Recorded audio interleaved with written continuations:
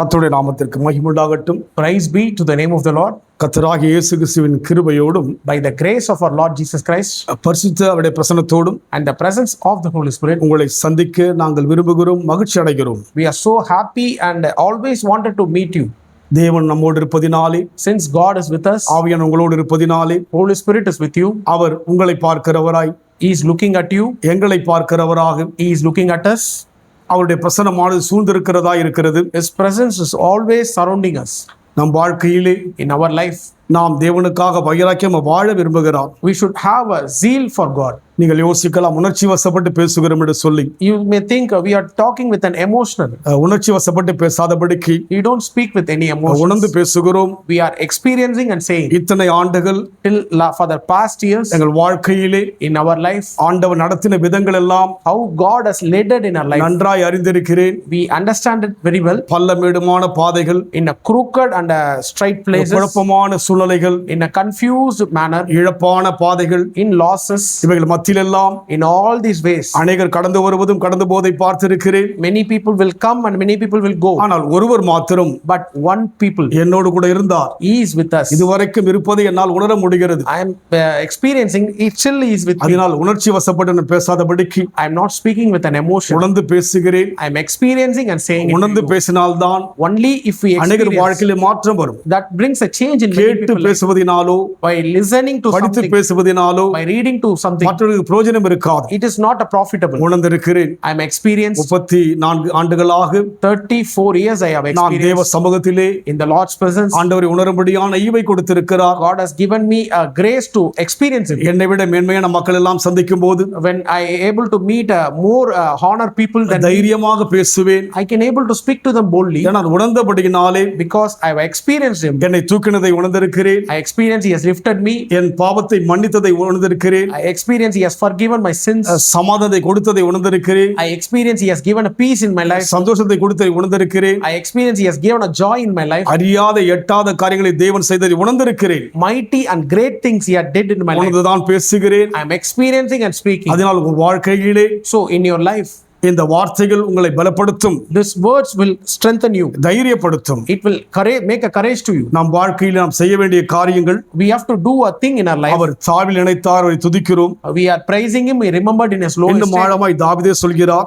Into something more deeper, David is saying, 138 சங்கீதம் Psalms 138 முதலாம் வசனம், verse 1. உம்மை என் முழு இருதயத்தோடு துதிப்பேன், I will praise Thee with my whole heart. தேவர்களுக்கு முன்பாக உம்மை கீர்த்தனம் பண்ணுவேன். Before the gods will I sing praise unto Thee. நம் வாழ்க்கையிலே In our life, முழு இருதயத்தை தேவன் எதிர்பார்க்கிறார். God is expecting a whole heart. ஏனென்றால் தேவன் உள்ளந்திரிகளை ஆராய்ந்து பார்க்கிறவரும், He is the one who searches the thoughts of your heart. புடமிட்டு பார்க்கிறவராய் இருக்கிறார். He is the one who is filtering your hearts. நாம் பார்ப்பது போல முகத்தை பார்க்கிறவர் அல்ல, He is not like a man who is looking at our faces. இருதயத்தை பார்க்கிறவராய் இருக்கிறார். He is the one who looking at our hearts. அதனால்தான் தாவீது சொல்கிறார், That is the reason David is saying, உம்மை என் முழு இருதயத்தோடு துதிப்பேன். with the whole heart I will praise You. நாம் துதிக்கிறோம், We are praising, ஆனால் இதயத்துக்குள்ளாக but in our hearts பலர் இருக்கிறார்கள்.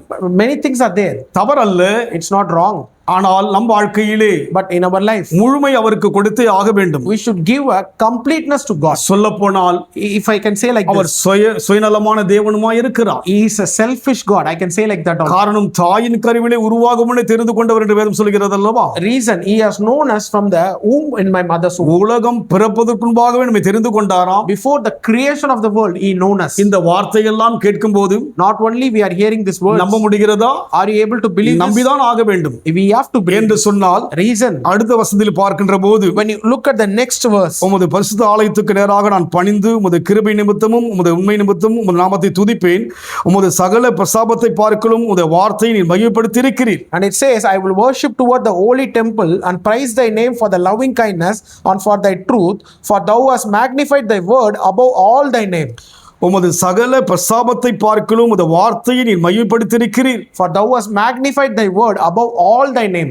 இன்றைக்கு நம் வாழ்க்கையில் அவர் படைத்த எல்லாவற்றை விட Today in our life He created everything. அவருடைய வார்த்தையை மகிமைப்படுத்தி இருக்கிறாராம். He has glorified His word. ஏனென்றால் வேதம் சொல்கிறது, Reason, the Bible says, வானம் பூமி விழுந்து போகும், heaven and earth may move, மலைகள் பர்வதங்கள் நடு சமுத்திரத்தில் விழுந்து போகும் என்று பார்க்கிறோம். even the hills and mountains may get fall into the river. எல்லாம் அழிந்து ஒழிந்து போகும். Everything everything will get ஆனால் destroyed. Our வார்த்தையோ But His word, மகிமைப்படுத்தியிருக்கிறார். He has glorified it. அதனால் அவர் வார்த்தை சொல்கிறது, So His word is saying, உன்னை தாயின் கருவிலே தெரிந்து கொண்டேன், I known you from your mother's womb. உலக தோற்றமாகவே நான் தெரிந்து கொண்டேன். I have known you before the creation of the இந்த world. வார்த்தை 100% உண்மை. This word is 100% அதனால் true. அவர் நம்முடைய வாழ்க்கையில் வருவதற்கு அதிகாரம் உண்டு. So God has an authority to come into our life. தாய் தன் பாலகனை மறந்தாலும் நான் உன்னை மறப்பேன்னு சொல்லியிருக்கிறார். Even the mother may forget her nursing child. தகப்பனும் தாயும் உன்னை கைவிட்டால் அவன் கைவிட மாட்டேன் என்று சொல்லியிருக்கிறார். Even a mother and father can forsake them. எல்லாவற்றுக்கும் மேலான உறவுள்ளவர்.